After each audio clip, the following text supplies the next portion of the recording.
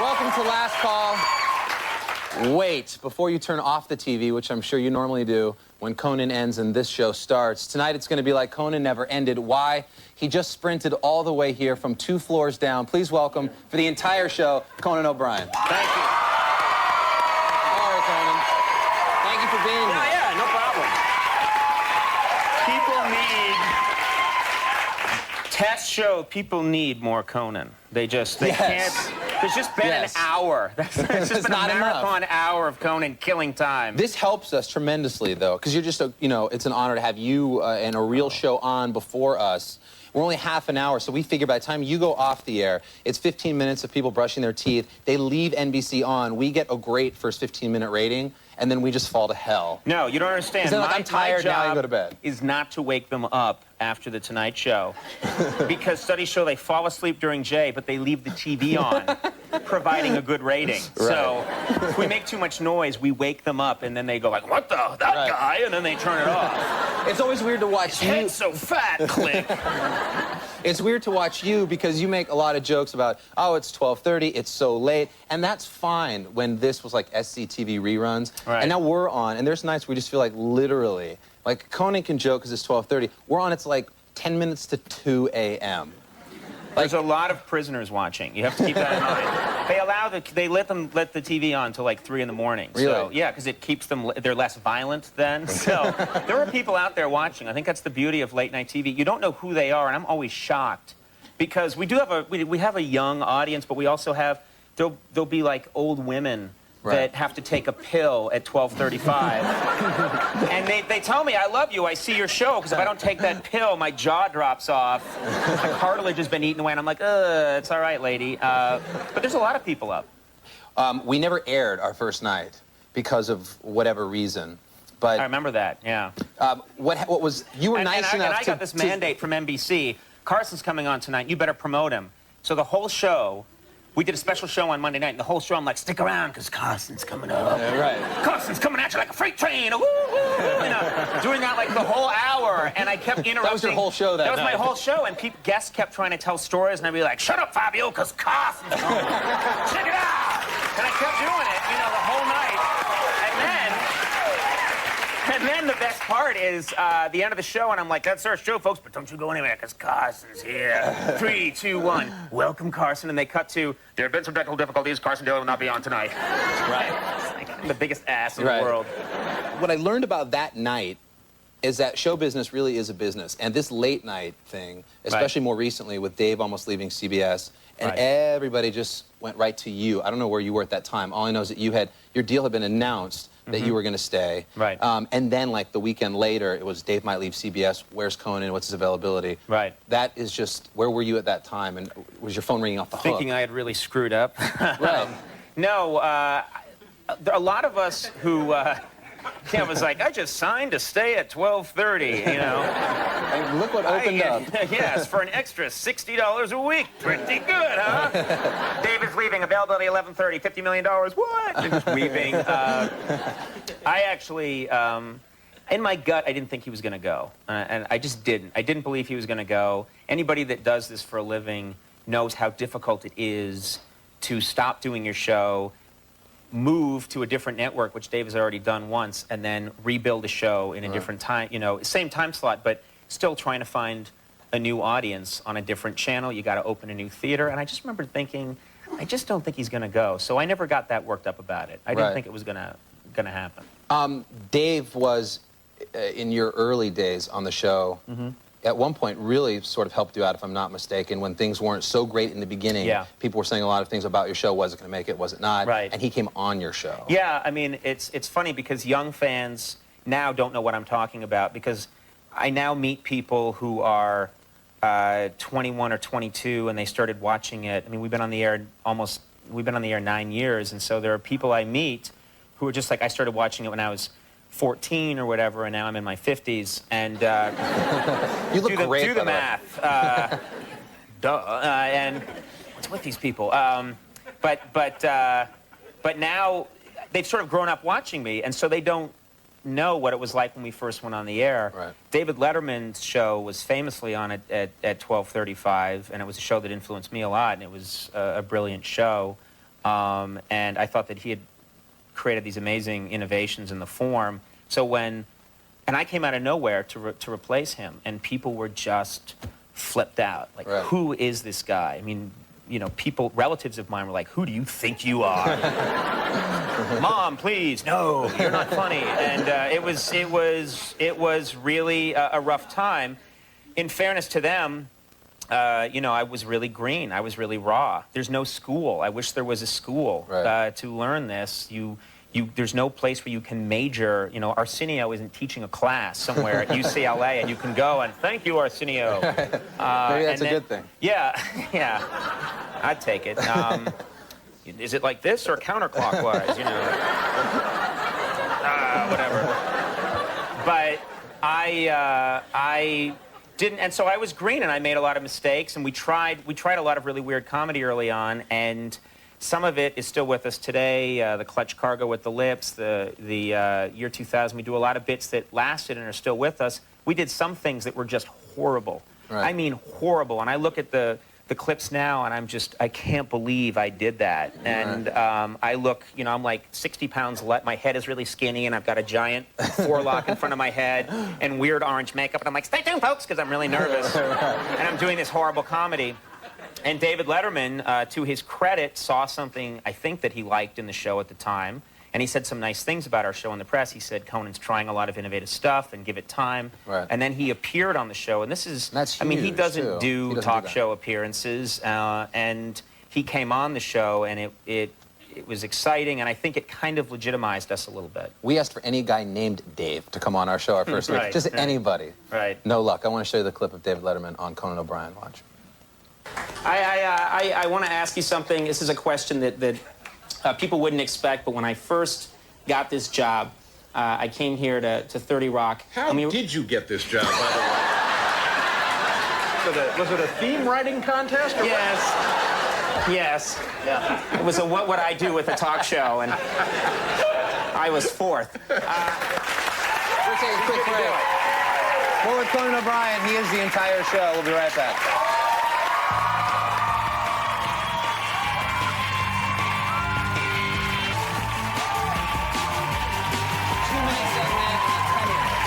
Welcome back. We're here with Conan O'Brien. It's totally, by the way, I didn't notice that there were people sitting behind me. Till just now. And during the commercial break, I was like, oh! Crazy.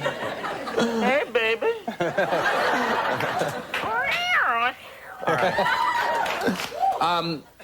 While you were, this is funny that you're doing that, and while you were at Harvard, as you paw my audience. Not Harvard College. The Harvard Driving School. No. You met Bill Cosby, and I know this story, but I just think it's so funny. Well, people don't believe this is true, but no one in my family's ever been in show business or been remotely close to anybody in show business. We'd seen one celebrity in our lives, which is they shot a Spencer for Hire with Robert Urich once, like in my high school. Right. And I remember watching it on TV, and I was with my friends, and I was like, you know, Spencer's running through the hallways to try and defuse a bomb. Right. And I'm like, you can't get to the cafeteria through that door. Wrong.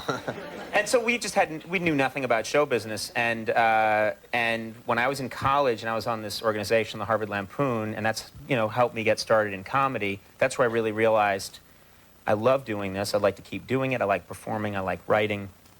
And while I was there, we decided, let's try and meet a big celebrity. So we just made up an award. We said, it's called the Elmer Award. And we went and we bought a bowling trophy, and we sawed off the arm that had, like, the bowling ball on it.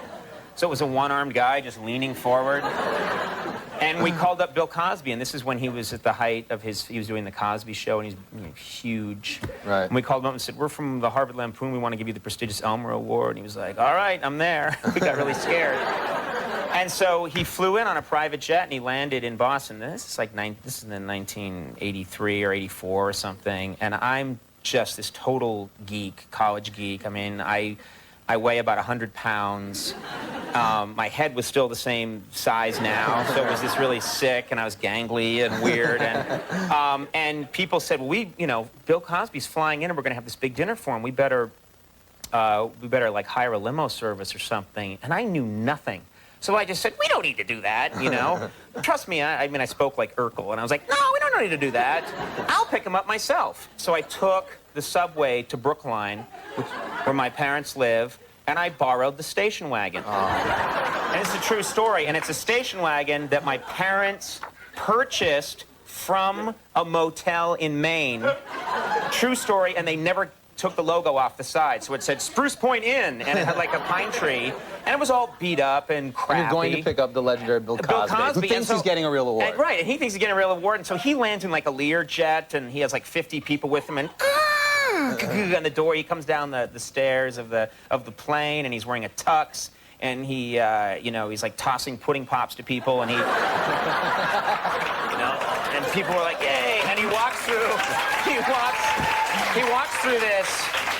through the gate, and he's looking for his stretch limo, because that's all he's been riding in for 40 years, and I'm like, Mr. Cosby, over here, I got all things here, see, you know, and he comes over, and he can't believe it. It's my parents' station wagon. It's a Ford LTD with wood paneling, and I'm like, come on, get in, and he gets in the back, and I'm driving. I'm like, you're gonna like this award. It's really good. You know, I'm like driving him, and he's not saying anything. And then I hear him rustling around the back, and he goes, what the hell is this? He's got a Big Mac wrapper that he found in the back seat. I'm like, oh, my brother likes Big Macs. You know, totally, a total idiot. I think to this day, he must have thought you were hijacking him or kidnapping him. And I don't think I've talked to him since then. I don't think he connects me with the guy who now has a TV show on NBC. Right. So, you know, now he might figure it out and sue me or something. That's hysterical. You mentioned Brookline, Mass, where you're from. What is it like for you to go home now and see your family? I imagine the most famous thing from Brookline, Massachusetts. Wrong. No. Joey McIntyre, the Backstreet Boys. What? Oh, some New Kids on the Block. New Kids on the Block. What did I say? Backstreet Boys. Oh, what a square I am. I'm down with the kids. I know what's going on. Is it Blink 182 or 7? I don't know. It's 182. Wow, they're Joey great. McIntyre's from your hometown? Yeah, and I actually had a really funny thing happen to me. My fantasy when I was a kid is I wanted to be in the entertainment business, and people thought I was deluded. And your dream, one of my dreams when I was a kid is that someday there'd be girls like hanging out in front of my house in Brookline, right. And I'd come out and I'd be like, please, girls, I need to leave my life, you know. Girls, please, you know, and that never happened, and you know, I always get like guys in like heavy metal shirts who are like, you rock, you know. They've got like a burrito, you know, coming out of their mouths, and I'm like, cool, you know. And so anyway, I went home for Thanksgiving like about a year ago, and sure enough, my mother says, there's some girls outside. She like drove up to the house in the same station wagon, Bill Cosby said, and that they still have, and she walked into the house, and these girls are there, and they're like, is Conan there?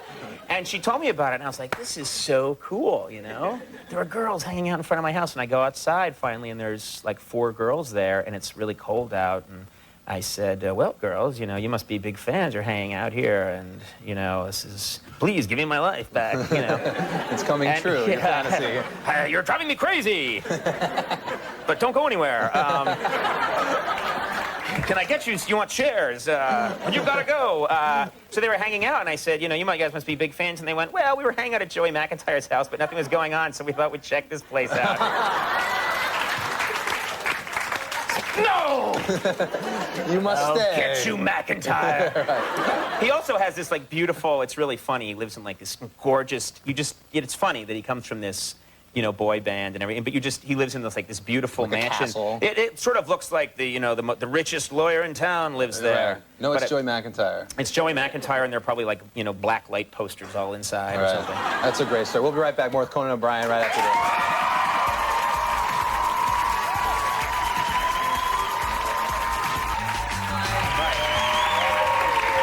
Conan O'Brien on Last Call. Is it weird for you to sit there? Because I love being on your show, and that's like cool. But how often are you on shows as a guest? I don't go on shows that often, just because I realize that, and it's not some sort of diva, you know, I'm better than that. It's just that I'm babbling like an ass constantly on TV. That's how it feels when you do a show every night for an hour, and So I think the last thing I need to do sometimes is go over to The View and tell, wise off to Star Jones. I mean, that's not helping America, so I don't really do it that much. One of the cool things about going to Conan's show that at least I've noticed just loving music so much is that I know you're a music fan, and you have a very cool guitar collection. Well, and I always see you with a guitar because, we work in the same building, we watch the feeds and stuff, and you're always tinkering on a guitar. It's funny, it's something that everybody has their thing that sort of calms them down, and playing the guitar it's like my fingers are doing something. It kind of calms me down a little bit, and I can think a little better sometimes when I'm just doing scales or messing around. And we have, I think, one of the best guitarists in the world on our show who's in the band, Jimmy Vivino. He's a brilliant guy, and Jimmy it's a dream come true. If you're a hacky sort of amateur guitarist like I am, it's a dream come true to be able to come in and say, Jimmy, I just heard this on the radio this morning. What's the chorus? What's that lick from that Pink Floyd song? And he just knows every song, and he'll take my guitar and he'll do it, and then show me how to do it. It's like free lessons every day. Yeah, he's very bitter about it. It's like, you owe me. Right. Have you ever jammed with any of your bands, just for fun or No, I remembered when I was really interested in comedy and I was in high school, Alan Thicke had a talk show, and they had all these posters up everywhere, like, it's coming, it's going to be better than Carson, he's going to, Johnny Carson, he's going to kick Johnny Carson's ass, it's going to be the greatest thing ever. And I bought it. I was like, wow, who's this Alan Thicke guy? This is going to be really great. And I watched his first show, and they're like, ladies and gentlemen, here he comes, Alan Thicke. And the doors open, and he came running out, and the band's rocking out, and he runs down to the band, and he picks up a guitar, and he starts rocking out with the band. And I was sitting there, I was like 14, I'm like, you're an ass. Click, And I always knew that as a lesson, is that it's my hobby, and I don't like it when celebrities inflict their hobby. Right. People like my... some people like my comedy professionally, and sometimes celebrities get confused, and people like Bruce Willis are like, people think I'm a great harmonica player. People are like, whatever, Bruce. Yeah, blow something up, please. Yeah, please. We like you in Die Hard, but we have to hear Oh, Susanna one more time.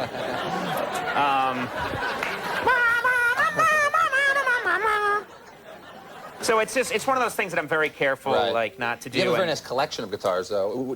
Is there any of that? Well, I'm a big, when I was writing out in Los Angeles, and when I was a writer for The Simpsons, I got very heavily into rockabilly music, like old Sun Session rockabilly. I'm talking about Elvis before he was Elvis. Elvis when he was a truck driver.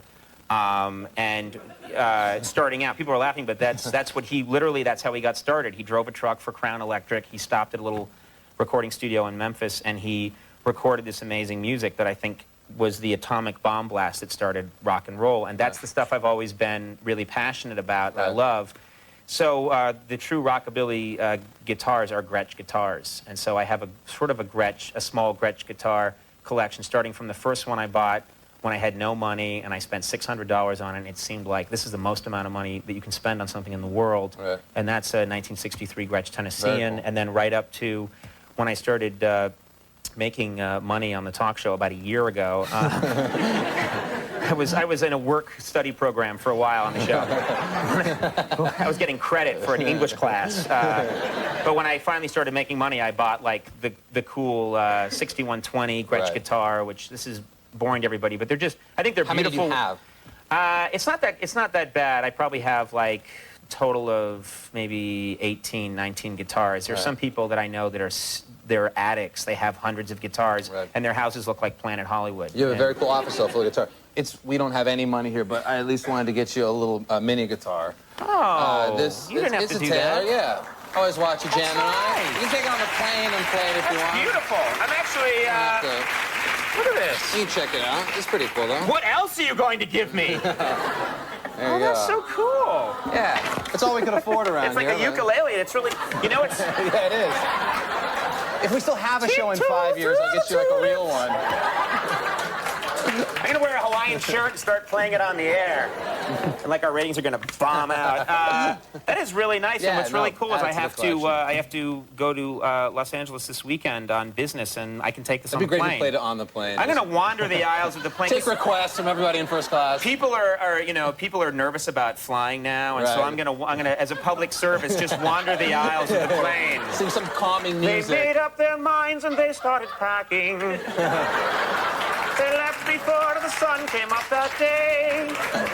An exit to eternal summer slacking. People in the plane will just be like, please crash. I hear Please. ticking, thank God. Yeah, right. Thank you for being with us. I appreciate Hey, yeah, it no very problem. much. Thank you for Conan that. O'Brien, everybody. We'll be right back right after this. Say goodbye.